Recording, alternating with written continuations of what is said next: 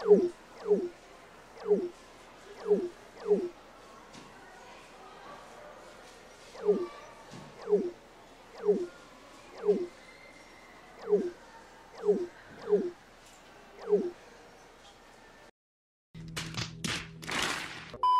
on LitePsych, we're going to talk about how media, memes in particular, teach us certain perceptions and ideas regarding romantic love.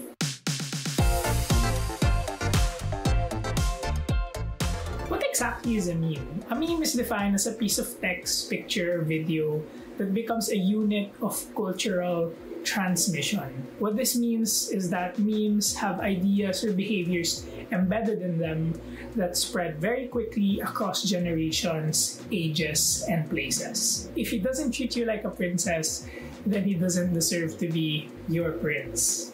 This is considered as one of the more popular romantic memes surrounding expectations about your potential partner.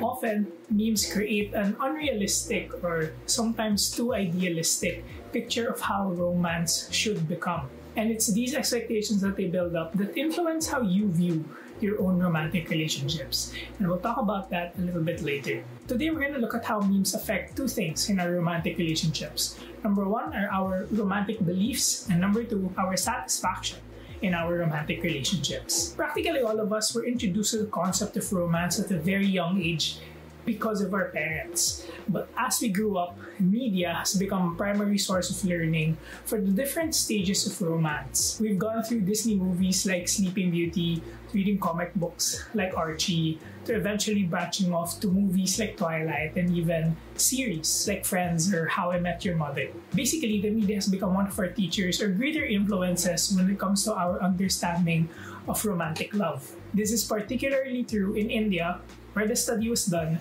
and along neighboring countries such as Pakistan. Indian cinema portrays love as something that is pure, true, and is heavily reliant on finding that one and only for you.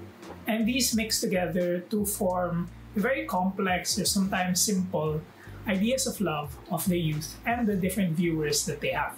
A relationship would generally be healthy or very toxic and full of red flags. And often, when you find yourself in a toxic relationship, this stems from a certain level of insecurity, possessiveness, jealousy, setting unrealistic expectations, and the blame game are some of the things that make relationships unhealthy. A major source of conflict or problem in toxic relationships are when the people in the relationship don't really recognize or see the problems that they're actually having.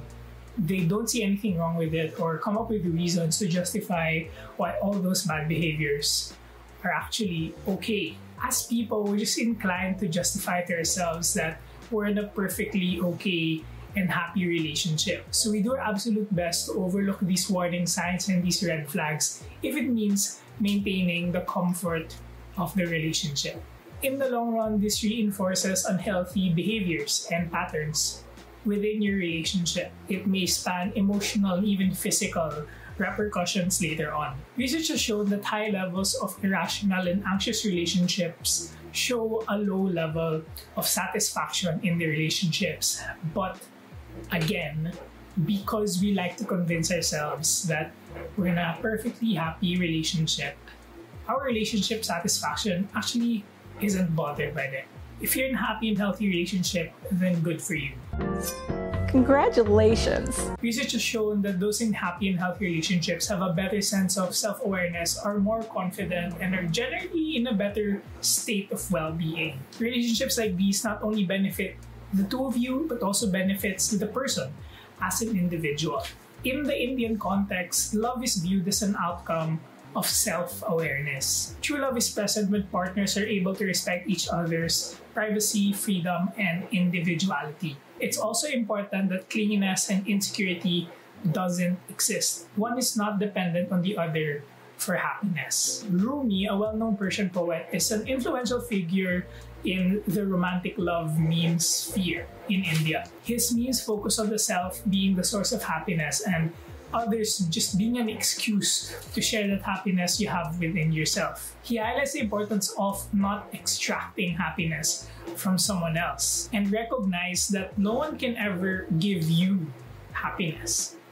Besides movie dialogues and song lyrics, poets such as Rumi and others are considered to be counterintuitive or offbeat memes. They discuss very complex and penetrating ideas of romance, such as self-love, freedom, unconditional giving, which are not easily understood in an instinctive way. Hence, they are less popular. Popular memes, on the other hand, are exactly what they're named as. They're more straightforward. You're able to discern the meaning and the message in one simple reading. These memes often capture the idea of love as jealousy, attachment, partner dependency, public displays of affection, and piecing each other with material goods. Let's zoom in a little bit on piecing each other through material goods. Globalization has given us access to numerous resources, and along with it is the growth of technology. People have become more material-oriented as a result, in a way to cope with the different advancements that are happening all over the world today. People give value to branded clothes, the latest phones, and the latest laptops. And happiness has been correlated with material wealth, and this spills over into how we view our romantic relationships. There's a reason why in Gary Chapman's Love Languages, gift giving is one of them. We have created an expectation of gifts within relationships, and it's considered a way of showing love to your partner. The consumer industry and this preference for material goods has also shaped us into preferring aesthetic value above everything else. This is the reason why shoe companies and phone companies can charge much higher for certain colorways, even though they're the exact same model and the exact same specifications. And this too has spilled over into our romantic views, where we always have a preference for physically attractive partners. While memes and the media in general today push us towards a certain kind of thinking, we actually have a defense mechanism against that, and it is something that we call reverse priming. It's when we notice, for example, that a meme is encouraging us to be the jealous, clingy type. And because we're aware of that, we tell ourselves that that's not a behavior that we want to do. And therefore, the priming and the nudge doesn't work. Whether we admit it or not, we are actually more exposed to the popular kinds of memes where it's about jealousy and clinginess and attachment.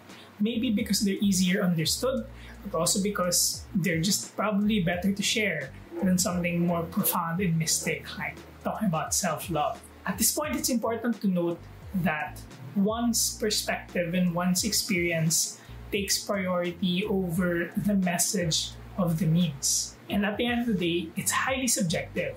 Depending on the situation, giving unconditional love can be both healthy and toxic. It is possible that it's healthy when you're internally motivated and doing it out of a desire to simply show your love. But it's also possible that you're only doing it with an expectation that the same thing will be returned. And if not, well, all hell breaks loose.